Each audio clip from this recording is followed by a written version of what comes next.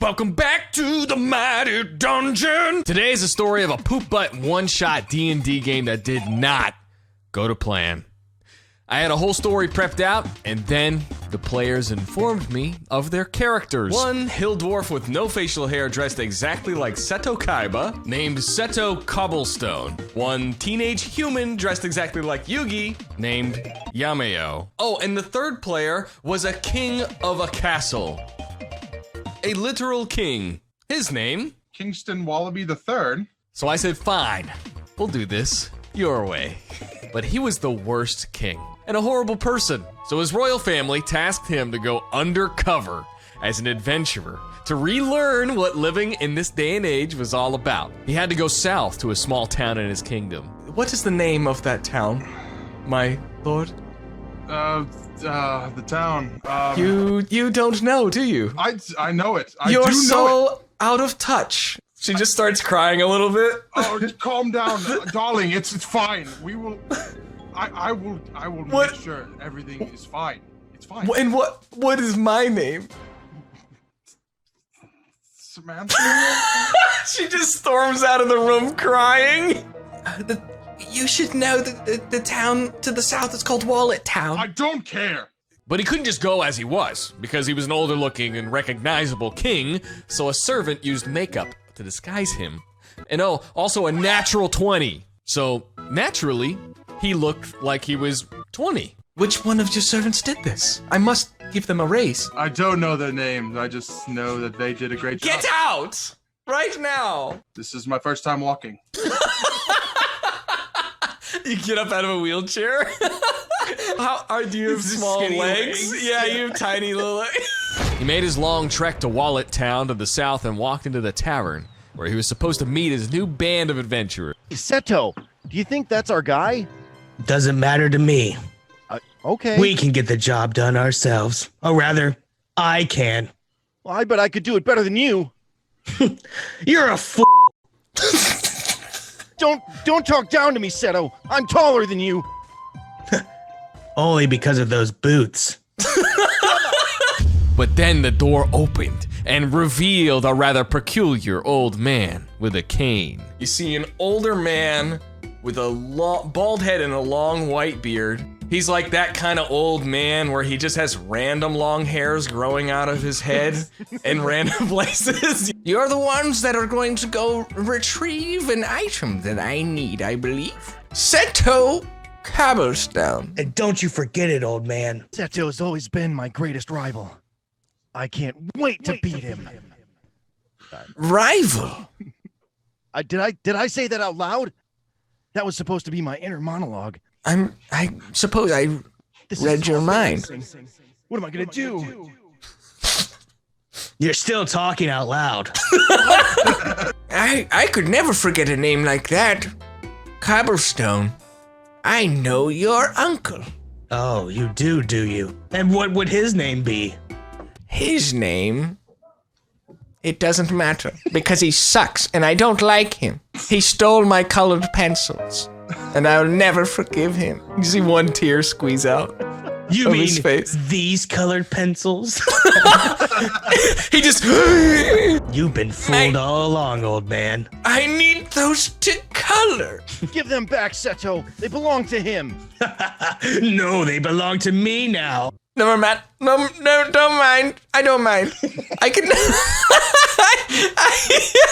I'm sorry. I had a mild stroke, and now I need you to go on a quest for me.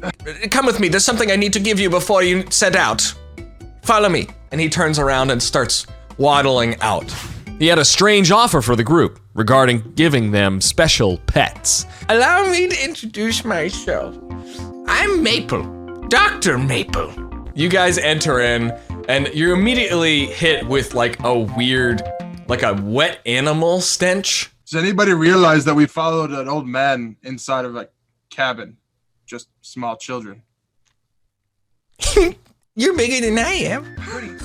You could easily overpower me. I'm only 19 years old. I need Yamio and Seto to make insight checks. 17. 18. You guys both notice. Beat you again.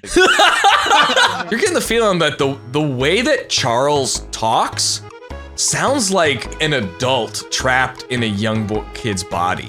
The camera like zooms into my eyes as I peek over to the right or left and go, somebody isn't telling the truth. I promise that this mission is legitimate. But they didn't know if they could trust him.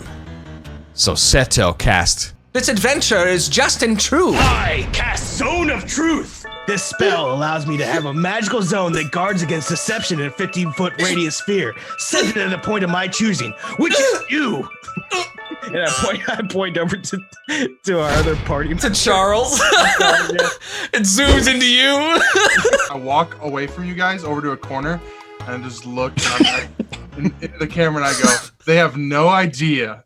Everything is going perfectly. I'm the best undercover king this kingdom's ever seen.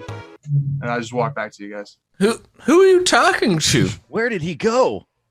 He went right over there. Yeah, I didn't leave. What are you talking about? You're a strange young man. You know that. I know. I get that all the time. My parents, they gave me a lot of milk as a child. I'm glad you guys came because it's very cheap labor for a very dangerous mission I need to send you on. And I don't want to do it myself, which is why I put out a flyer. But before you go, I wanted to gift you one of these lovely small animals that I've placed curses on to in order to get bizarre magical effects for my pure amusement, but I figured that would be helpful if each one of you chose one. So here you go. And he goes over to his shelf, grabs 3 cages with mats over them, and just chucks them onto the ground in front of you, and you hear skittering and scattering and noises inside each of them. Creature number 2. Oh, wonderful. This is my prized, oversized guinea pig. He may or may not be able to create or open up a portable hole. It squeezes out of the cage and just like fat waddles over to you and sniffs you a little bit and then just sits next to you. He likes me. Take that, Seto. First try. I put my hand on Yamio and kind of push him aside. Move away, fool. It's my turn. He takes the mat off the crate and you see a badger. I took a genie out of a bottle and put it in that badger. Good luck. I choose the last one. There's only one. Right, I choose that one. You hear a little bit of a and it gets unwrapped and you see there is a cub in there, a baby bear, brown bear. I'll let you figure it out on your own. I need you to retrieve something that's in a cave just to the south of this town, off the beaten path. Walk about 30 minutes or so. Off the beaten path to the right, there'll be a cave. Now in this cave, there is a chest, and there's something in that chest that I need. Next to his big desk, there appears to be one other cage with its mat off and empty. Hey, you made it to the end of part 1. If you want to see part 2, hit the like button, subscribe, do all the stuff down there, comment for the algorithm, helps the channel out immensely. Thank you to all these lovely people right here. See you soon for another one and keep rolling some dice.